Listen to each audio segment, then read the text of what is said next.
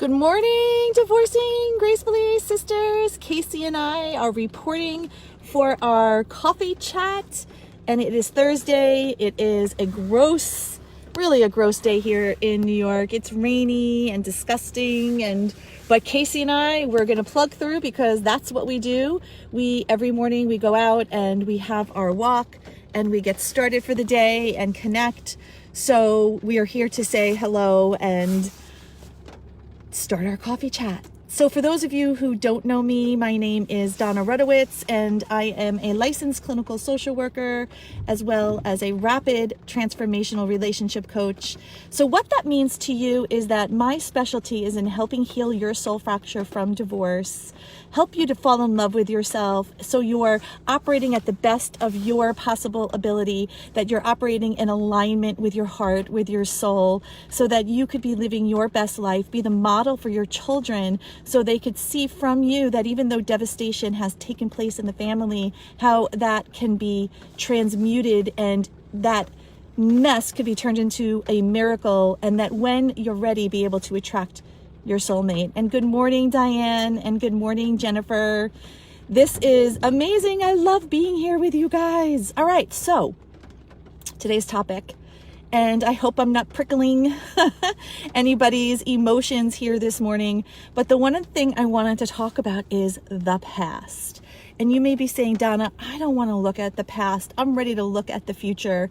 And I agree with you. We are ready to look at the future because at DG, one of the things that we shift from is in therapy, we're looking at the past. We're looking at the struggle. And that's why so many times that when you move, when you're sort of stuck and you're going to therapy and you're reading the books and you're taking the courses, that for some reason you just can't move the needle when it comes to the relationship with yourself as well as attracting the relationship of your partner. And that's because therapy is wonderful as the tool for information to give us an understanding and an awareness of the things that we need to understand and know, but it doesn't lead to the transformation, right? Because true transformation is done through reprogramming our subconscious beliefs, patterns, and behaviors. And those are the blocks that keep us from really truly living our life, living in alignment with our heart and soul, eradicating the pain from the past, and moving forward. This is why when you speak to someone, and I say this often, I'll be speaking to a woman and we'll be talking about her journey and her divorce and her heartbreak. And it really feels as if she had this divorce yesterday. We are having this conversation and my heart's going out to her. And I'm like, wow, when were you divorced? And she's like, 18 years ago, right? 18 years ago. But she's talking as if the divorce happened yesterday. So this is one of the reasons why I'm so adamant and I'm so passionate about the work I do, because that is not going to be you, right? That what I refused for myself to have that journey, and nor is that your journey. So what I want to talk about in today's coffee chat is if you're more focused on the past is killing you. That's it, right? It's killing your soul, it's killing your spirit, it's killing your ability to move forward, and that it's time to let that past go. We've got to step into our outcome in our future. Now, when I say that, it's not just as easy as, okay, let me just let the past go, and the forgiveness and the grace and all of that. As you know, if you've been hurt, if you've had a soul fracture, you've been injured. It's not just an injury, and I don't think people who haven't been through a divorce can really understand this. Because it's not just like a regular injury, it's a soul injury. It impacts us directly to the heart. It pierces us. And if you haven't been through a divorce, a breakup, a separation, I don't think you really understand the depth and breadth of the pain. So I honor that and I understand that. And this is why we do the work here at DG and Beyond, is we recognize just how deep that pain is. And then we look at the source of where that pain is coming from.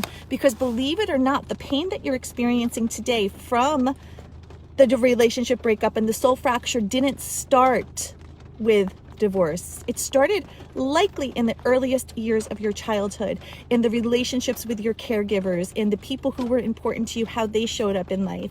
And it's amazing how sort of those patterns play out. So let's say you had a parent who was unavailable. It's quite likely that you had a partner who was unavailable, right? Let's say you have a parent who was a narcissist and was very selfish. It's quite likely that you have a partner in the same context. So our work here at DG is we don't look at blame, shame, or condemnation. We don't look what's right or wrong, bad or good, but we look at, does this serve me anymore? Does me holding on to my past and looking at the past, does it serve me? And likely it doesn't. It hurts you. So what serves you is being able to go back to heal those original wounds early on in life, and then begin to replace new patterns, beliefs, and behaviors. Because here's something too to think about. And I want you to really think about this for yourself, because I'm pretty sure you're probably in line. If you're anything like me, a lot of your belief systems, a lot of what you believe is possible, a lot of what you believe isn't possible, a lot of what you believe to be values and traditions and those aren't even necessarily ours. They've been given or imposed upon us by, again, our family, our earlier caretakers. So many times, like for instance, my mother would always tell me that relationships they're so hard, they have to be so difficult, and they don't come easy. Well, my new way of living here at Divorcing Gracefully and Beyond is relationships are beautiful. They come to me with grace and ease. Now, that just didn't come to me in a 1, 2, 3 moment. I had to do some work on it. But that's why we have to do the work on ourselves, is because we're carrying around other people's beliefs and patterns that don't even serve us anymore, that aren't even appropriate for you and for your family. And so you get to say, wait a minute, I get to challenge what's here. And there may be some things that absolutely align with you, and that's wonderful. Keep them going.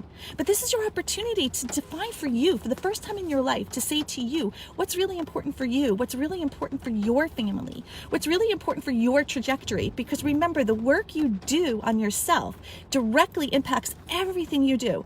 When you're operating in alignment, everything is in flow. Work is in flow, family is in flow, finances are in flow, travel is in flow, heart's in flow. When you're not operating in alignment with yourself and you're still struggling from the baggage that you've had from the past, that's going to affect every area of your life, including generational. So your children, I don't, if they could be 3, they could be 33. They don't necessarily hear what you say, but they watch what you do. And when you can model to your children just how you could take a problem, because we can't take problems away from our children. We don't want to avoid our children seeing our pain, right? But we want to show them that it's okay to feel sadness and grief and sorrow, but we're not going to buy on the street there. We're not going to suffer. But here's what we're going to do is we're going to take that pain and that grief and we're going to transmute it and change it into our set up, right? So the setback becomes a set up. Now, what ends up happening so many times is people go into fear because we've been conditioned to operate emotionally. We have an emotional set point of fear and uncertainty because the person who we loved, we weren't able to trust. The plans that we had didn't pan out, right? And so our heart is not only do we have a soul fracture, but the uncertainty level is through the roof. And part of the work that we do here at DG is we help gain back that certainty that there is the possibility for you to have that amazing life. There is a possibility for you to heal your soul fracture. Not even possibility. I like to say it's guaranteed, right? It really is, but you have to do the work. You've got to be willing to say, I am not going to live another day like this. And I'm not going to live another day with looking at my past more than I'm looking at my future. And I'm ready to claim my future. I'm ready to claim my outcome because I know it's not that I did anything right or wrong. I'm just using the wrong tools and I'm not using the appropriate tools for the job, right? So I like to say, let's say I'm a baker. Let me rephrase it. Let's say I'm a plumber and I'm an amazing plumber and I have the best tools. I have copper pipes, I have everything. And I decide I want to be let's say a pastry chef. And I go into France and I hire the best pastry chef and I show up with all my plumbing tools. That's not going to help me be the best pastry chef I can. So the tools that you've used to date have helped you to be where you need to be, but we need to replace those tools to help you get to your future. So with that said, take an inventory today, just how much time you spend in the past, just how much of your emotional energy is spent thinking about the past, just how much time you're thinking about what you don't have, thinking about what is not possible for you. What we think about is what we bring about. We need to shift on, instead of looking at it as let's think about everything that went wrong, let's look about it as what could be right about this. right? And maybe the concept of, I don't think I'll ever, find love. It's going to be hard to find love again, to I can't wait to open my heart to receive the love again. And maybe I can't wait to step in the miracles and synchronicities to see how that journey is going to unfold, right? Entering into a state of curiosity versus fear is going to shift the way we show up in the world. So with that said, Casey and I are off. I don't know where she went. She's lying down now. She probably got bored as she's listening to me doing this Facebook Live. But I will see you later. I'll see you tomorrow. And right below this video will be an invitation for you to book a breakthrough call with me. And if you're ready to do the work, come join me at Divorcing Gracefully and Beyond. We are a community of amazing women. I have my main 12-week transformational coaching program where you come in and we learn how to heal those soul fractures. You learn how to replace those past patterns, beliefs, behaviors with the ones that serve you. We learn how to love ourselves, come in alignment with ourselves, and you're supported by a kick-ass team. I have myself, I have my mindset coaches, I have all of the support that's ready for you. So come join us. The